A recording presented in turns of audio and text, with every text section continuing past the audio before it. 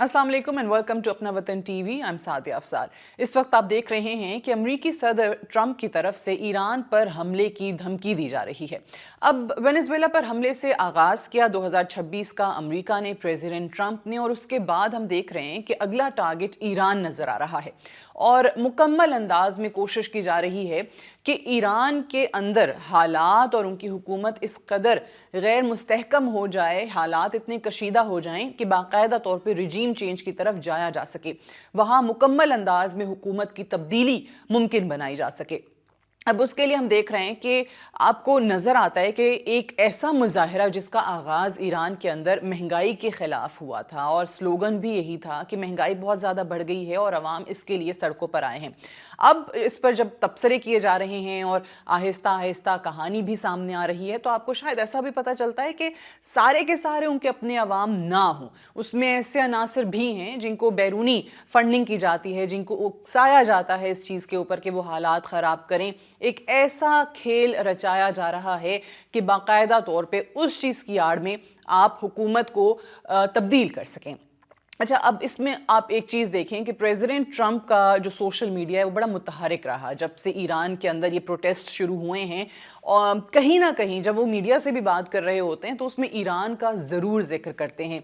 वो ये भी आपको बताते हैं कि जी अगर ईरान में जो मुजाहरे हो रहे हैं इन प्रोटेस्टर्स के ख़िलाफ़ या इनके ऊपर कोई क्रैकडाउन ऑपरेशन होता है या इनकी गिरफ्तारियाँ की जाती हैं, जो कि ऑब्वियसली हो रही हैं, लेकिन प्रेसिडेंट ट्रंप का कंसर्न नज़र यही आता है कि अगर कोई क्रैकडाउन होता है तो फिर ईरान पर वो हमला भी कर सकते हैं। ईरान की हुकूमत को बार बार धमका रहे हैं और कह रहे हैं कि अगर आप ना रुके तो फिर आप पे एयर स्ट्राइक भी हो सकती है। एक फ़ज़ाई हमले की उन्होंने धमकी दी है।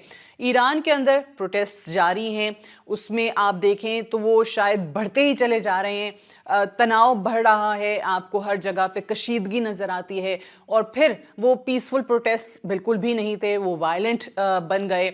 आपने देखा कि मुख्तलिफ सरकारी इमारतों को, बिल्डिंग्स को आग लगा दी गई, नजर आतिश कर दिया गया और उसके बाद इन मुजाहिरीन की गिरफ्तारी का सिलसिला भी शुरू हुआ। अब इन मुजाहिरीन को कंट्रोल करने के लिए आपको नज़र आता है कि वहाँ पे जो ईरानी सिक्योरिटी फोर्सेस हैं वो भी भरपूर अंदाज में मुनज़्ज़म हो चुकी हैं। वो भी अपने मुल्क का और अपनी हुकूमत का दिफा करने के लिए इस वक्त आपको सामने नज़र आती हैं।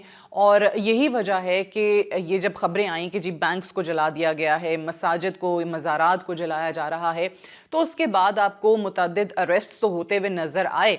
बैरूनी मीडिया के अंदर क्या खबरें गईं जो कि वेस्टर्न मीडिया ने पिकअप की कि जी वहाँ पर सैकड़ों अफराद को गोली मार दी गई है और उनकी हुकूमत की तरफ से अहकाम दिए गए हैं।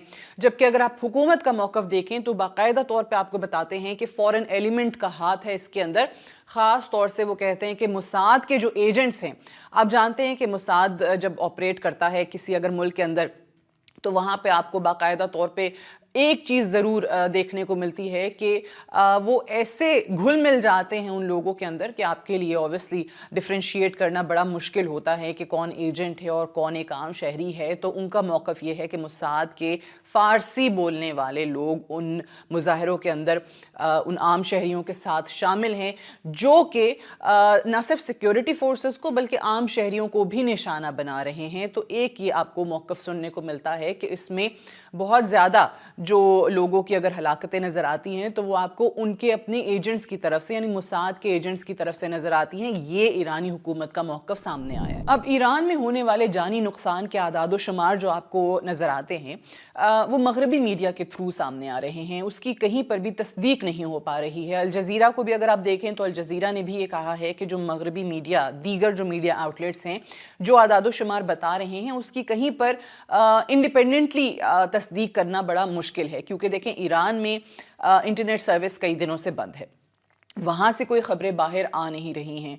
अब आपको जो ख़बरें मिल रही थीं वो भी आना बंद हो गई हैं। अच्छा, इसका एक और भी फ़ायदा ईरान की हुकूमत को ये हुआ इंटरनेट सर्विस बंद करने का कि जो फसादी ग्रुप्स हैं और फिर जो उनके हैंडलर्स हैं उनका आपस में राब्ता डिस्कनेक्ट हो गया है, मुनक़ता हो गया है।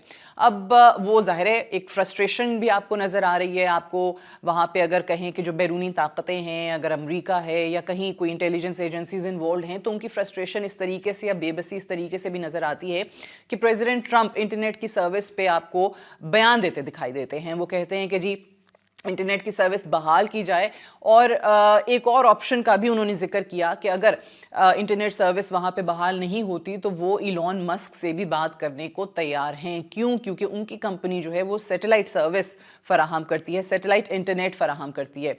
अब सैटेलाइट इंटरनेट सर्विस की बात वो कर रहे हैं, लेकिन शायद वो ये नहीं जानते कि ईरान की हुकूमत ने इस कुछ अरसे के अंदर, इन कुछ दिनों के अंदर उसका भी इंतज़ाम कर लिया है। इलॉन मस्क वहाँ पर सर्विस फराहम करते हैं या नहीं करते वो अलग बात है, क्योंकि हमने देखा है कि इलॉन मस्क और प्रेसिडेंट ट्रंप की जो आपस में एक रिफ्ट थी वो भी पूरी दुनिया के सामने आई है। लेकिन आज प्रेसिडेंट ट्रंप को इलॉन मस्क याद आए हैं कि जी सैटेलाइट इंटरनेट सर्विस वहाँ पे फराहम कर दें, लेकिन ईरान की हुकूमत उसका भी इंतज़ाम कर चुकी है। अब ज़ाहिर है सवाल ये पैदा होता है कि अगर इंटरनेट सर्विस वहाँ बहाल नहीं होती तो फिर ये जो फसादी ग्रुप्स हैं और इनके जो हैंडलर्स हैं, इनका आपस में राब्ता नहीं रहेगा तो फिर इन तक मदद कैसे पहुँच पाएगी।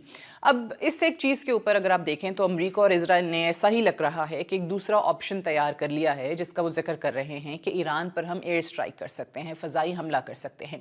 और इसके लिए एक जो बयानिया है आपको वो नज़र आता है कि ईरान की सिक्योरिटी फोर्सेस ने बहुत ज़्यादा अपने लोगों को मार दिया है, वहाँ पे उनके हाथों बहुत ज़्यादा लोगों की जानें जा चुकी हैं, इसलिए वहाँ पर एक्शन अब नागुज़ीर हो गया है और हमने कार्रवाई करनी है। अब इस ज़िमन में आप देखें तो एक और बयान रिसेंटली आपको प्रेसिडेंट ट्रंप का नज़र आता है, जिसमें उन्होंने कहा कि सिक्योरिटी फोर्सेस ने या ईरान की हुकूमत ने अपने शहरियों को तो मारा है और फिर फ़ौजी कार्रवाई की धमकी के बाद उन्होंने हमसे मुज़ाकरात के लिए भी राब्ता किया है और इसके लिए एक मुलाकात होनी है। लेकिन उन्होंने साथ ये भी कहा कि ये मुलाकात कब होगी ये तो नहीं पता, लेकिन इस मुलाकात से पहले एक्शन लेना, हमला करना ईरान पे ज़रूरी हो गया है। अब हर जहन में ये बात आती है कि अगर मुलाकात हो रही है तो फिर मुलाकात से पहले कार्रवाई की धमकी क्यों दी जा रही है? इसका भी जवाब बहुत सिंपल है, वो ये कि प्रेसिडेंट ट्रंप जानते हैं कि जो हुकूमत मुखालिफ मुजाहिरीन हैं इस वक्त, उनमें इतनी ताकत और इतनी सलाहियत नहीं है कि वो एक तवील अरसे तक हुकूमत के ख़िलाफ़ लड़ते रहें।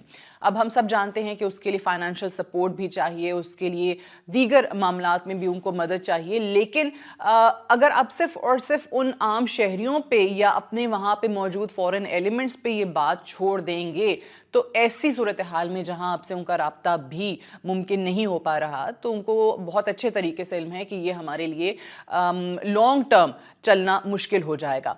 अब हुकूमत मुखालिफ मुजाहरे जो हैं वो एक वक्त के बाद ख़त्म हो जाएंगे तो फिर क्या होगा?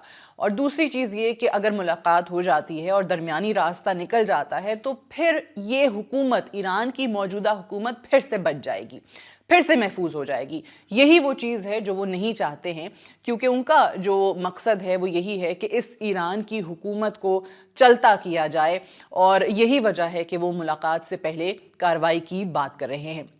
अब एक और सवाल कि क्या वाकई ईरान पे हमला करना इतना आसान होगा, क्या ये मुमकिन है?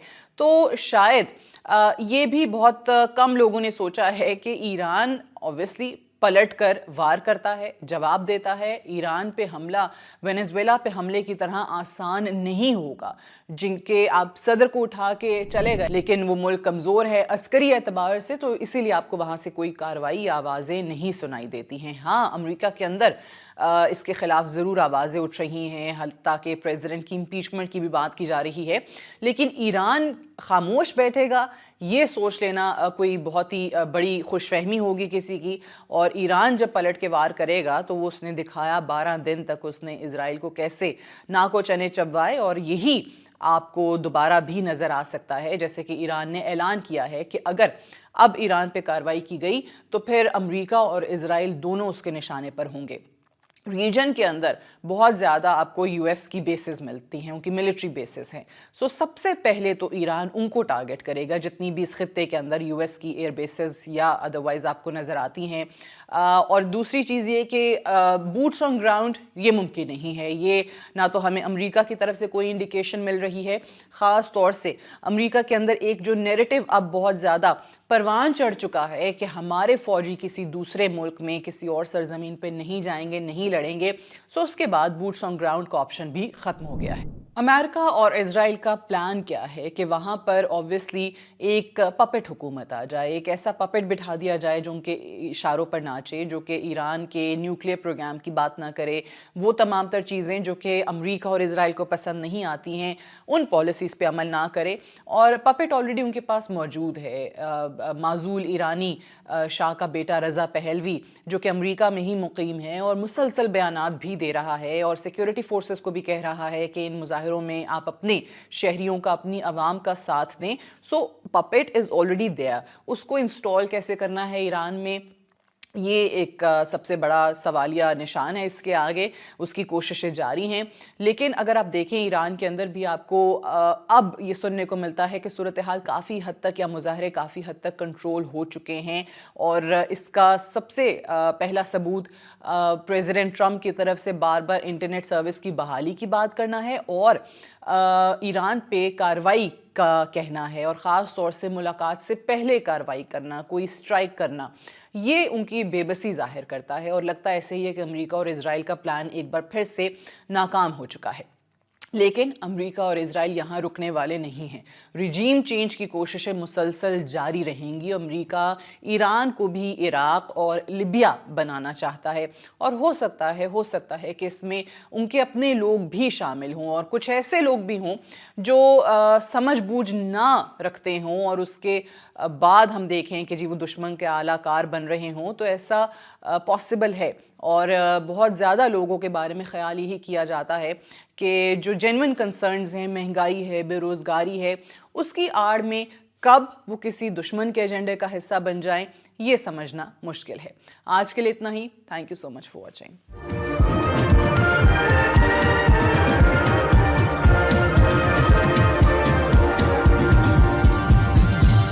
You are watching Apna Watan.